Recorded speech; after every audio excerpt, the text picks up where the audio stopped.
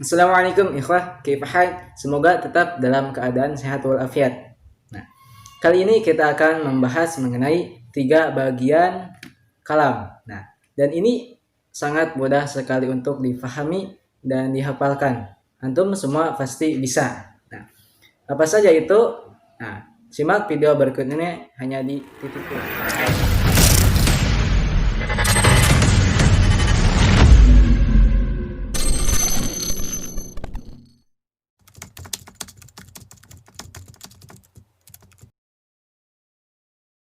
Baik. Bismillahirrahmanirrahim. Alhamdulillahillazi an'amana 'alaina bi ni'matil imani wal islami wal ihsan. Asyhadu an la ilaha illallah wa asyhadu anna Muhammadan abduhu wa rasuluhu amma ba'd.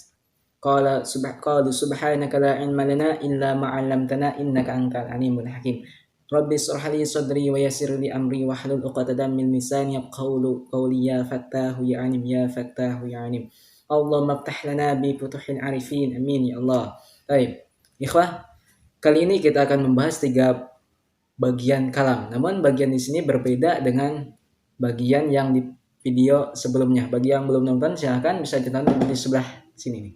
Nah, di video sebelumnya merupakan bagian syarat untuk menjadi kalam. Nah, di sini lebih detail lagi 3 bagian, yaitu dalam kalam yang sudah memenuhi syarat pasti ada 3 bagian ini.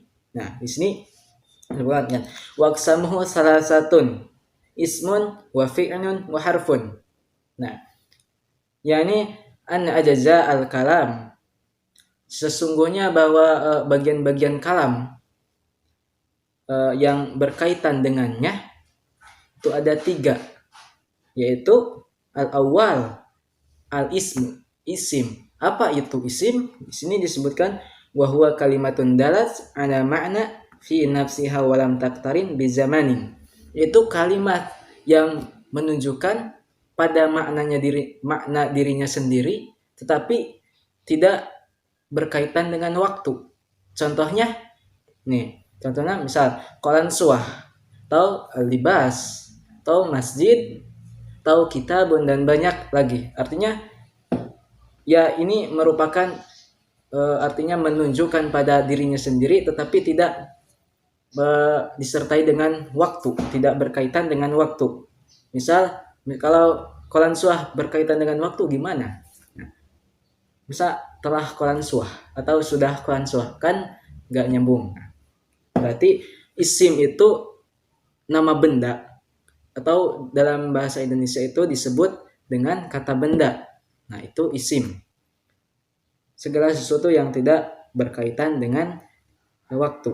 Nah, di sini di dalam kitab ini contohnya ka Zaidin, seperti lafaz Zaid, wa ana dan ana, saya, wa hada dan ini, gitu. Yang kemudian yang kedua, nah, asani al-fi'lu, fi'il kedua adalah fi'il. Yang tadi isim, yang kedua fi'il. Nah, fi'il di sini adalah huwa kalimatun dalat ala ma'na fi nafsiha waqtarinat bi zamanin. Fi'il yaitu kalimat yang menunjukkan kepada arti dirinya sendiri, ya sama seperti tadi, dan berkaitan dengan waktu. Artinya dalam kalimat ini disertai dengan waktu. Nah, fa'in dalat tilkal kalimah, apabila kalimat tersebut menunjukkan ala zamanin madi, kepada zaman yang telah lampau, fahiya al-fi'lul madi, maka disebut dengan fi'il madi. Nah, nahwu contohnya qoma dia laki-laki telah berdiri, atau jalasa dia laki-laki telah duduk, atau apa lagi, atau zahaba dia laki-laki telah pergi, gitu. Nah, terus yang selanjutnya wa in dalat ala zamani yahtamil hal wal istiqbal, apabila kalimat tersebut menunjukkan kepada zaman yang sekarang atau yang akan datang, mustaqbal, nah maka disebut dengan al-fi'lul mudhari, fi'il mudhari. Nahwu contohnya yaqumu. Yaqumu dia laki-laki akan berdiri atau sedang berdiri. Yajlisu dia laki-laki sedang duduk atau akan duduk. Jadi ini akan atau sedang. Kemudian wa in dalat ala talabi syai', apabila kalimat itu menunjukkan kepada meminta sesuatu.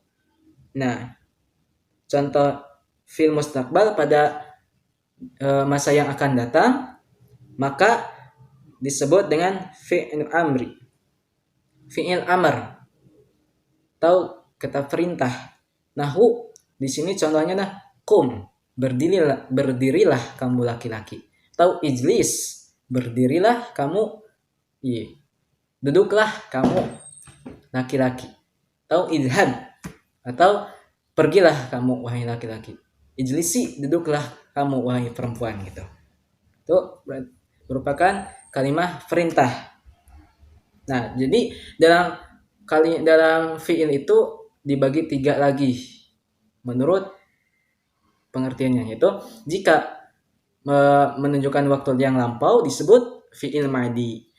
Jika menunjukkan pada waktu yang sedang atau akan disebut dengan fiil mudhari. Apabila menunjukkan kepada tuntutan atau permintaan atau perintah, maka disebut fiil amr. Nah, itu disebut dengan fi'il. Yang ketiga, yang terakhir, as-salisu al-harfu, yaitu huruf. Huwa kalimatun dalat ala makna fin ghairiha. Nah, ini adalah kalimat yang menunjukkan pada artinya namun selainnya. Maksudnya arti bukan pada, tidak sama dengan isim dan fi'il, berbeda gitu. Contohnya ila wahal walam wa qauluhu dan yang lainnya. Itu contohnya ila, hal dan lam, dan masih banyak lagi. Nah, ja'a li ma'na yang memiliki makna atau datangkan makna. Di sini disebutkan yakni bihi annal harfa la yakunu lahu dakhala fi ta'lifil kalam. Itu sesungguhnya huruf tidak ada padanya sesuatu yang berkaitan, tidak masuk padanya sesuatu yang berkaitan dengan kalam illa, kecuali idza kana ka hurufil mabni. Idza kana lahu makna kahal walam. Nah, apa? Kecuali jika ada padanya arti seperti hal, lam. Kenapa? Nah, kahal lam. Fa inna hal maknaha lil istifham. Nah, karena hal itu maknanya adalah istifham, pertanyaan. Itu. Kemudian wa lam, dan lam maknaha artinya an-nafi, melarang. Menafikan, bukan melarang, menafikan atau menafikan sesuatu. Meniadakan kalau bahasa lain. Fa illam yakun lahu makna, apabila huruf itu tidak mempunyai makna, di sini la yadkhulu fi tarkibil kalam, tidak termasuk dengan susunan kalam. Jadi apabila sebuah huruf tersebut tidak memiliki makna apapun, maka tidak bisa masuk dalam kategori susunan kalam. Contohnya di sini seperti kahuruful mabni, seperti huruf mabni. Nahwu za, seperti huruf za pada lafaz zaidun. Dal dan lamnya, ya dan ya-nya, dan dalnya. Nah, karena dalam huruf ini memang tidak ada pengertian apapun gitu. Kalau hanya satu huruf za, ja saja gitu. Artinya ini tidak bisa disebut dengan huruf dalam bagian ini. Tetapi yang bisa disebut dengan huruf di bagian tersebut adalah yang memiliki makna, tapi bukan berarti sama seperti sama isim dan fiil. Kalau di bahasa Indonesia sendiri mungkin bisa disebut dengan kata keterangan atau kata pelengkap atau yang lainnya. Ya, karena contohnya ila, wahal, walam. Ila artinya sampai. Hal apakah? Istifham, pertanyaan. Lam dan na. Lam itu nafi, menafikan. Nah, itu. Jadi kesimpulannya adalah pembagian kalam itu ada 3. Nah, itu isim. Isim itu dalam bahasa Indonesia disebut dengan kata benda. Kedua, fi'il. Fi'il disebut dengan kata kerja. Jadi apabila ada yang dalam bahasa Indonesia mengandung imbuhan ber, me, ter, nah, itu berarti kata kerja. Dan yang terakhir adalah huruf.